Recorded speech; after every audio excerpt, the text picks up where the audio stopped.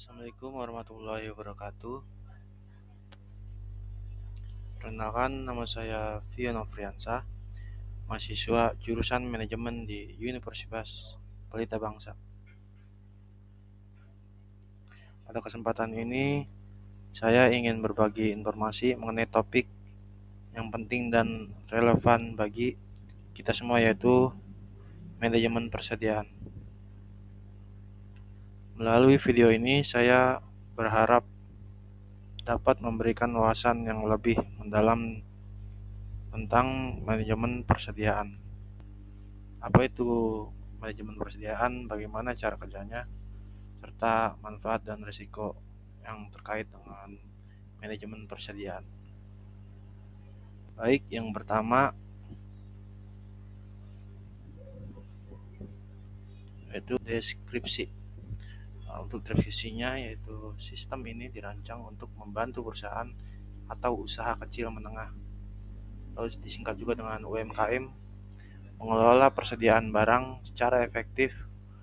Sistem ini memungkinkan pengguna untuk mencatat barang masuk, barang keluar, melihat stok yang tersedia, dan memberikan notifikasi saat stok barang mendekati batas minimum. Lanjut, fitur utama. Satu, manajemen barang, yaitu tambah, edit, hapus data barang. Informasi barang meliputi nama, kode barang, kategori, harga beli, harga jual, dan stok awal. Dan yang kedua, barang masuk dan keluar. Itu pencatatan barang masuk, bisa disebut juga restock ya.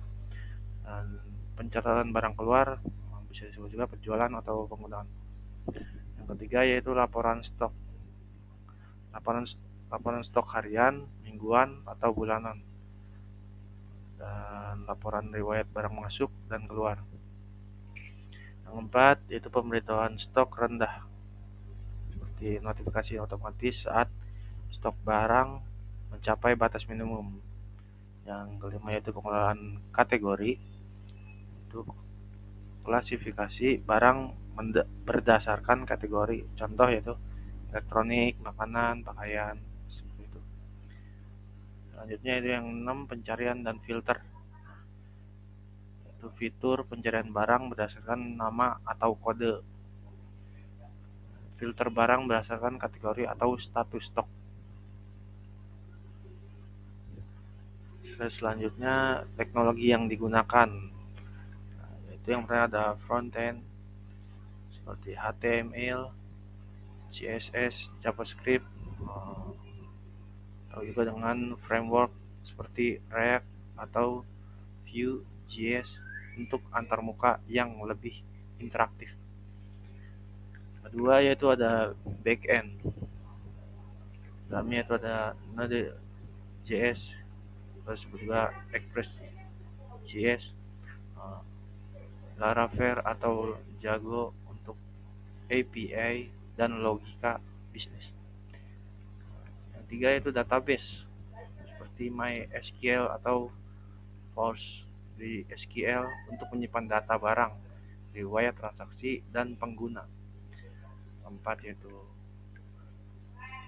gunakan platform seperti Heroku, Vercel, atau VVS untuk hosting. Dan yang kelima yaitu tools tambahan seperti authentication menggunakan GYT atau OAuth untuk login atau registrasi pengguna. Untuk notifikasi menggunakan email atau push notification, misalnya Firebase.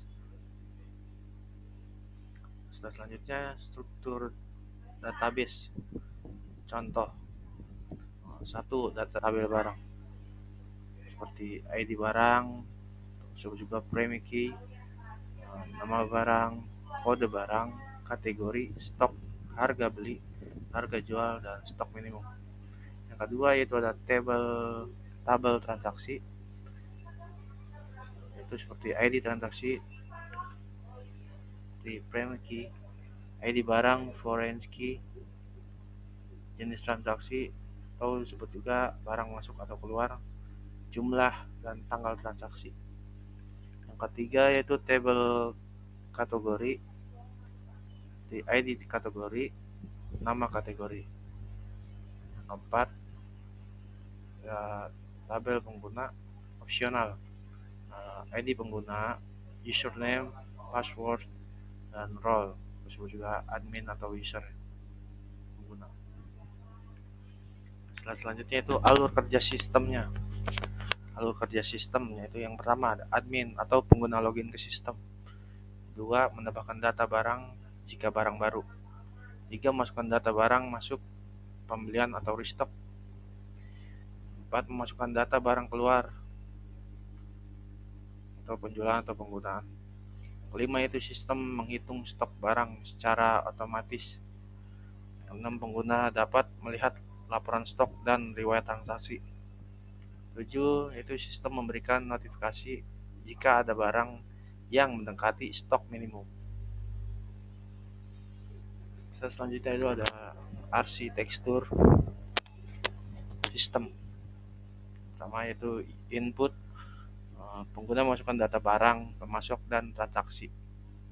Dua, proses, ada backend memproses data dan menyimpannya di database. Selanjutnya itu logika bisnis seperti menghitung stok yang tersisa dilakukan di backend. Ketiga ada output. Output ini ya, seperti tabel data barang dan pemasok, laporan stok dan transaksi dalam format grafik atau tabel. Selanjutnya itu notifikasi untuk stok rendah. Untuk struktur database, contohnya itu yang pertama perancangan sistem buat EARD atau disebut Entity Relationship Diagram untuk mendesain struktur database. Itu gambarkan flow chart proses aplikasinya. Dua, yaitu pengembangan bangun backend untuk mengelola API. Buat frontend dengan antarmuka yang ramah pengguna. Tiga, itu pengujian, uji setiap modul untuk memastikan aplikasi berjalan sesuai kebutuhan. 4, yaitu implementasi, hosting aplikasi atau jika berbasis web menggunakan platform seperti AWS, Heroku, atau Versal. Nah, untuk kesimpulannya, proyek manajemen persediaan dirancang untuk membantu UMKM dan perusahaan dalam mengolah stok barang secara efisien melalui fitur pencatatan barang masuk dan keluar, laporan stok, serta notifikasi stok rendah. Dengan teknologi modern seperti React, Node.js, dan MySQL, sistem ini memungkinkan pengolahan data yang terorganisir dan analisis berbasis data untuk mendukung pengambilan keputusan. Tahapan pengembangan mencakup perancangan, implementasi, pengujian, dan hosting aplikasi, menjadikannya solusi lengkap untuk kebutuhan inventarisasi berbagai skala usaha. Mungkin itu saja proyek manajemen persediaan dari saya. Kurang lebihnya mohon maaf. Assalamualaikum warahmatullahi wabarakatuh.